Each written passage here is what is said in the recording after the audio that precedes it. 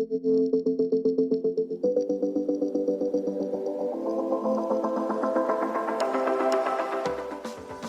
to the Tech Ed Podcast, where we visit with leaders who are shaping, innovating, and disrupting technical education. People who are not afraid to think differently, not afraid to try something new, all with the goal of securing the American dream for the next generation of STEM and workforce talent.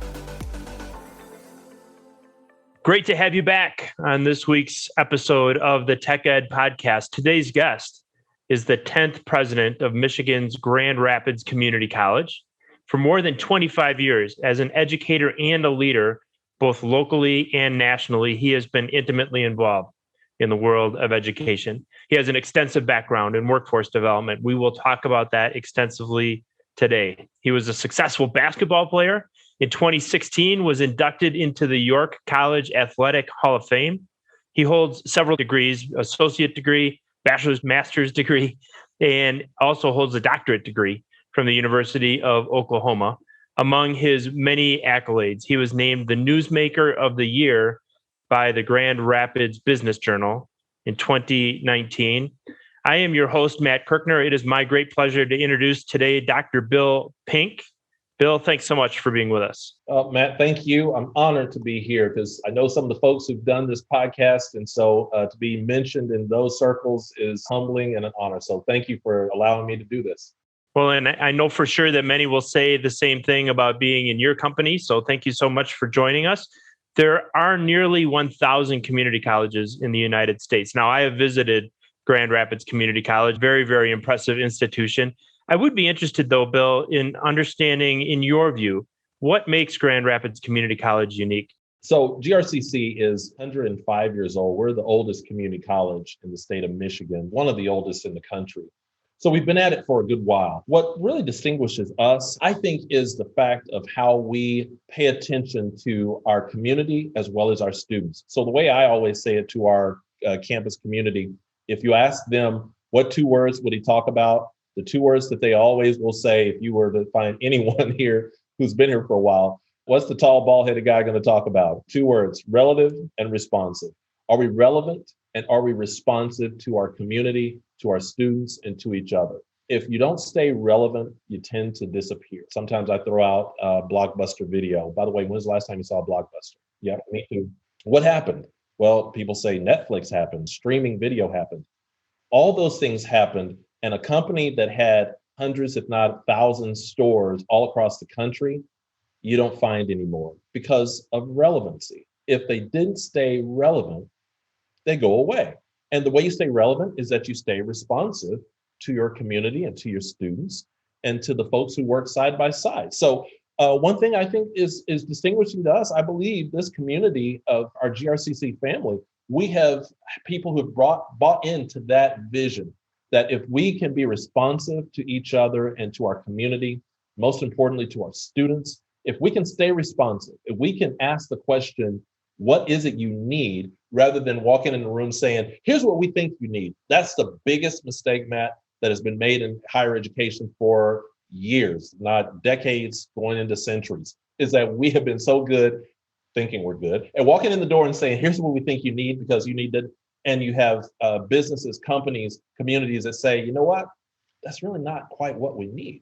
We need this over here. So higher education, walking in the door, asking the question rather than telling the answer is the most important thing. And I feel like that's where our college has been. And that's where I want to continue to be as this institution, as this community's college.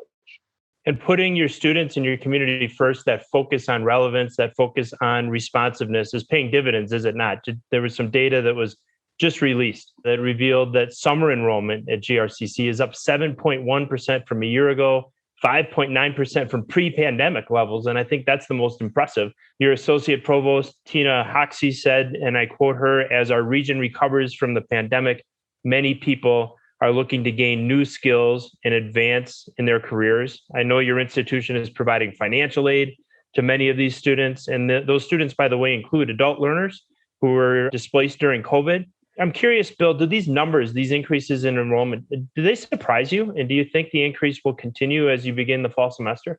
Great question, Matt. So it was interesting and very telling to us that about a month ago, I was asked to be on a press conference, a national press conference with the Department of Education Secretary Miguel Cardona. It was announcement of the next stimulus package as far as the funds that were coming to higher education, because many of those funds have been earmarked to go directly to students. And this college has been doing that for months now with those stimulus dollars. So when Secretary Cardona introduced me to speak, what he said about GRCC in his introduction, which was totally surprising to me and refreshing to know that the secretary knows as much about us, he called us an exemplar as far as the support we have given through the pandemic, the support we have provided for students. Sometimes you have your head down to the grind and you're working at it and you aren't even thinking whether or not anyone's noticing it or not. When your Secretary of Education mentions you that way, that is an awesome thing. And so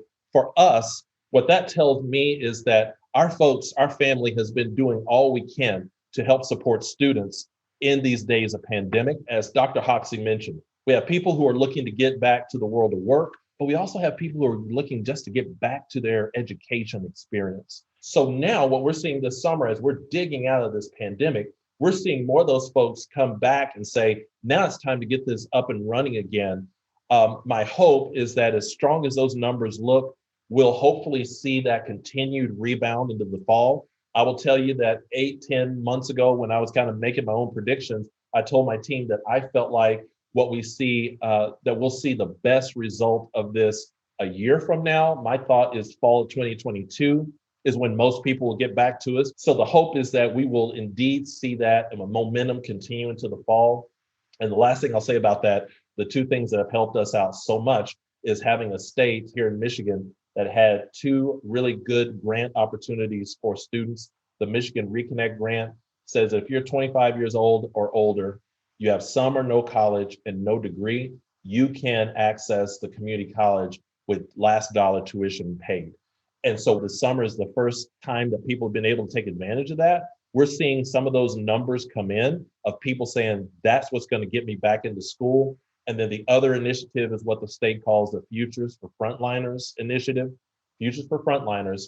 If a person was working during the pandemic, during the shutdown here in Michigan, which was back in 2020, April, May, that time frame, for folks who kept working, Matt, those people showing proof of that employment, those individuals, if they were a frontliner during that shutdown time, now the state says last dollar tuition for you to say thank you. And so what we're seeing are both of those groups of folks coming in saying, I can get this going again, and here's an avenue that'll help me pay for it.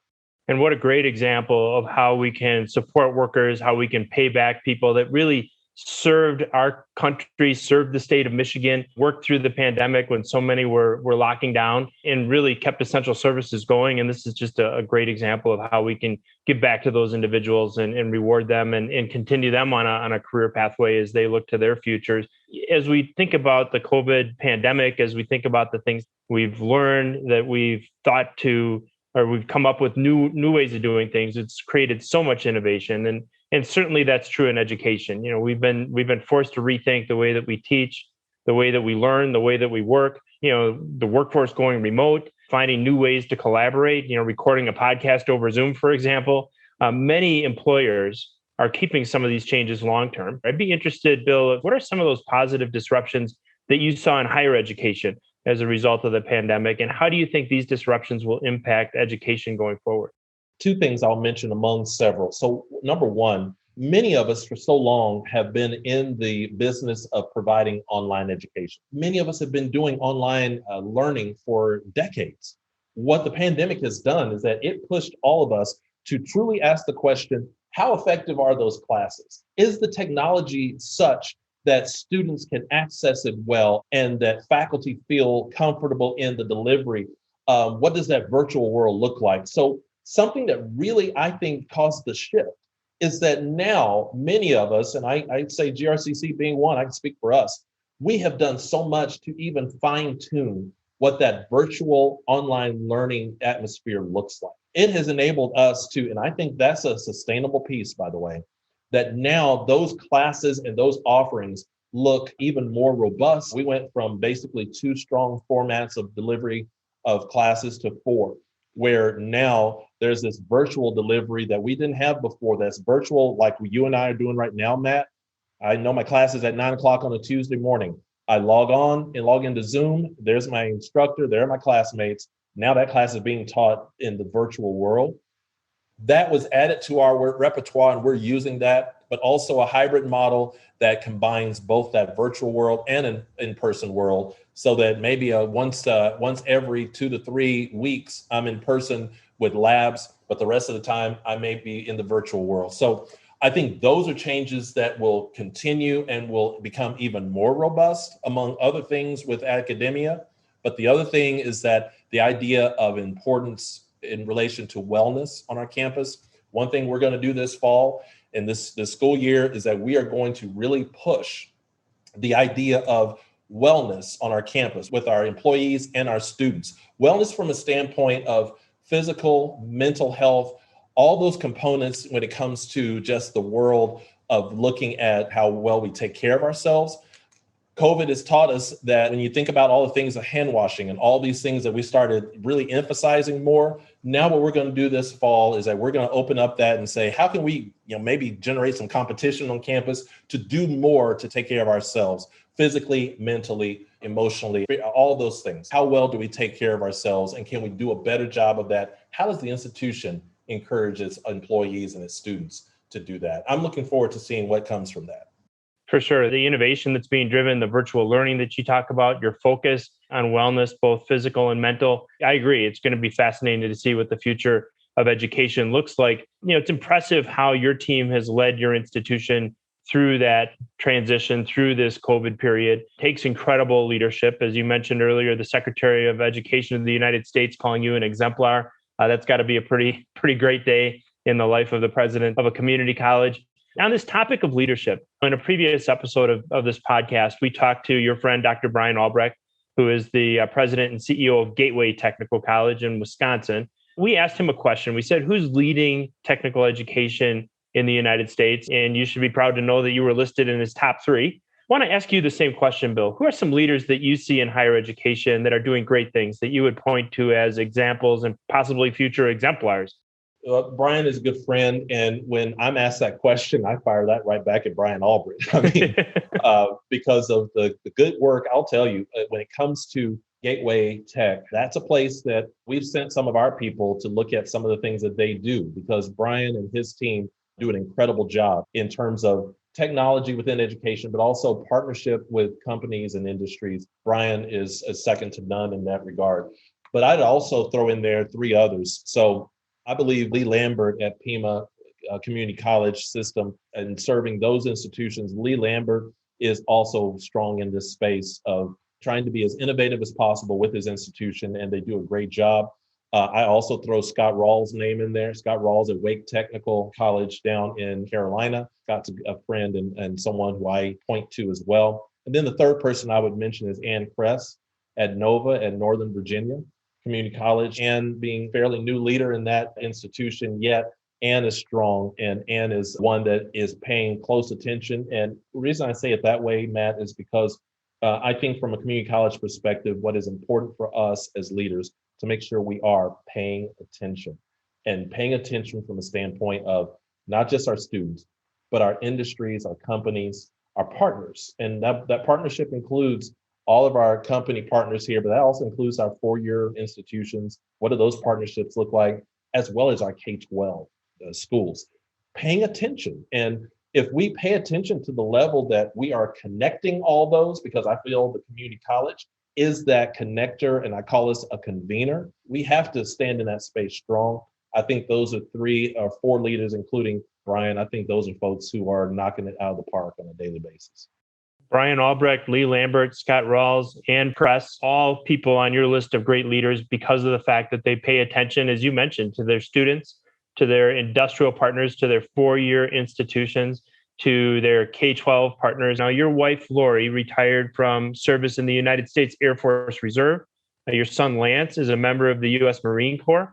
First of all, thank you for supporting them and their service to our country. That's obviously so very important. And we at the Tech Ed Podcast really value the service of any member of the U.S. military and what they do to protect our freedom and our way of life. But I would also be interested on the topic of transitions. As our military service people transition from their service to our country to the private sector. What can community colleges do to help transitioning service members reskill for a career outside of the military? That's a great question because in higher education, Matt, we have to see our military, returning military folks, we have to see them as a population that is deserving of special attention. And here's what I mean by that. So we have different things that we do in higher ed, and we have military friendly designations and all that good stuff. We have got to make sure that we have focus for those individuals specifically. So not just being military focused and military friendly. What does that look like? What does that mean? In October, we'll be opening a brand new Veterans Service Center here on our campus. That Veterans Center is going to allow us to do even better things. We're actually even hiring a veterans coordinator to go into there in addition to who we already have in there. Because what that means for our veterans, number one, it shows our veterans who are here on campus, we care about you. And there are folks who are focused on and know that you have some circumstances that are a bit different from other students in terms of funding, in terms of several other things, their experience, making sure that we can have that. What did you do in the military? How do we leverage that? How do you want to leverage that? Making sure we have those kind of conversations.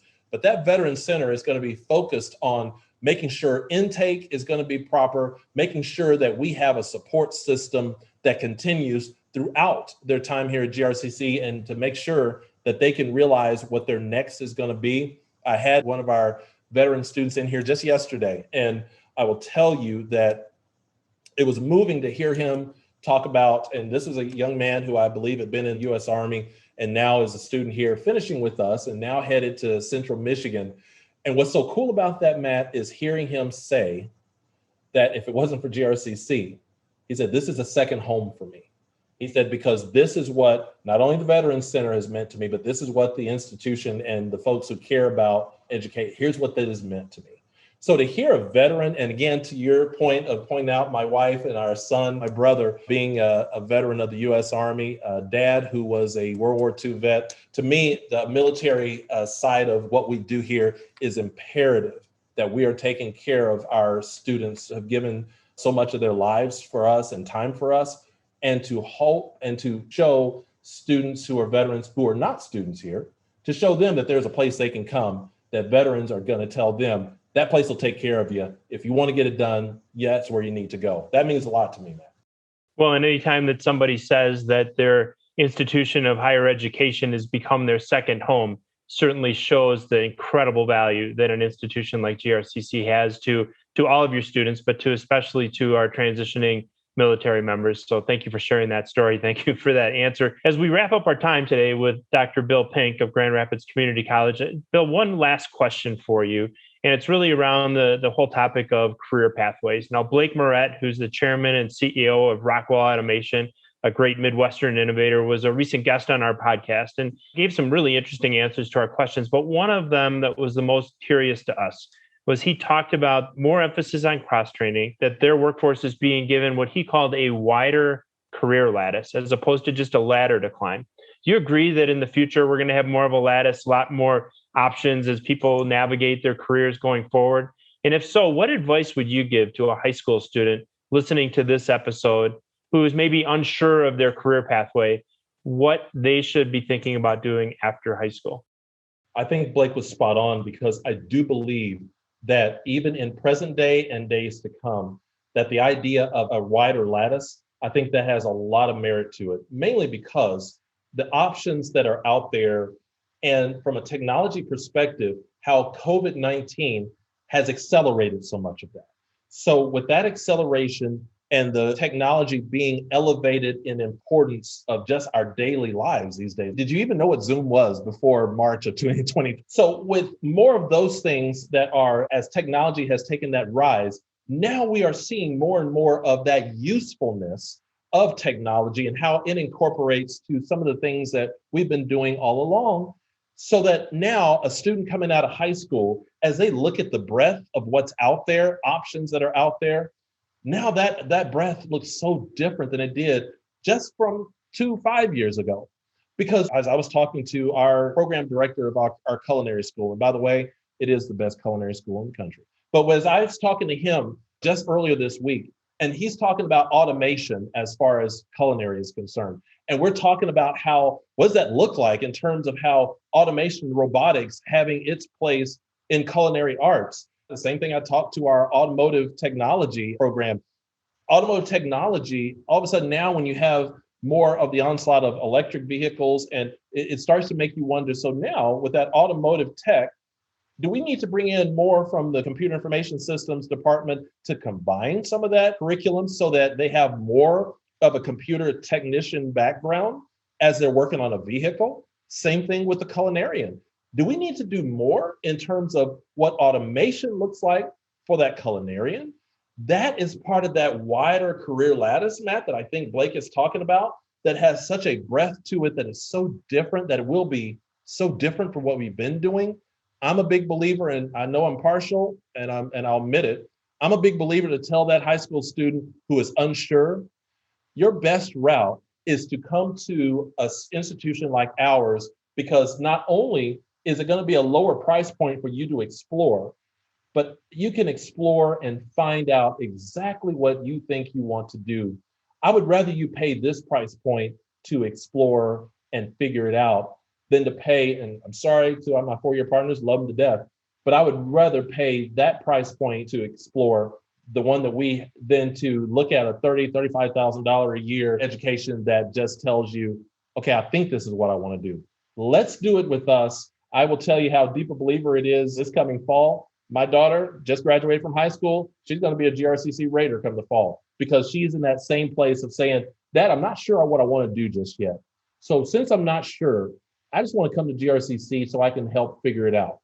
Because I know that whatever it is, I'm still going to need a English composition class. I'm still going to need that math class. I'm still going to need that science class. Whatever it is I go into, I might as well do it at an institution that's going to be a great price point and is also going to have great class sizes and is going to have that focus on me, so that when I do decide, now I can make that transition. I think it's the best decision from a standpoint of value, transfer value, the value that they will be able to find out in exploring what their next is going to be. Come do it at this level so that you have less pressure of finances and other things, and we can get you on to your next.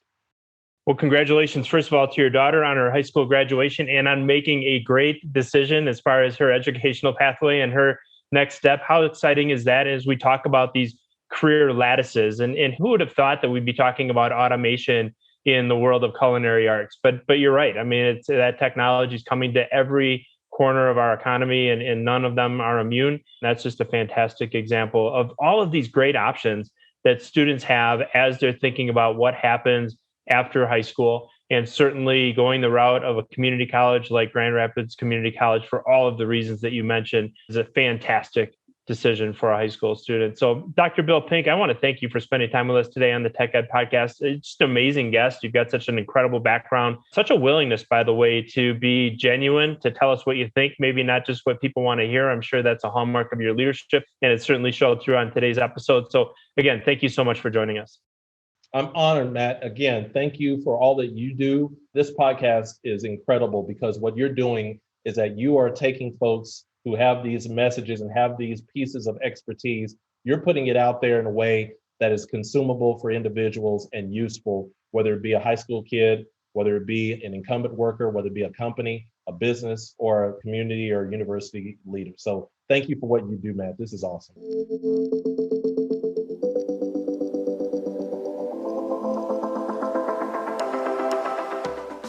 Thanks for joining us for this episode of the Tech Ed Podcast. If you haven't already, subscribe, leave a review, and if you liked this episode, share it with a friend. New episodes launch every Tuesday, so listen in next week.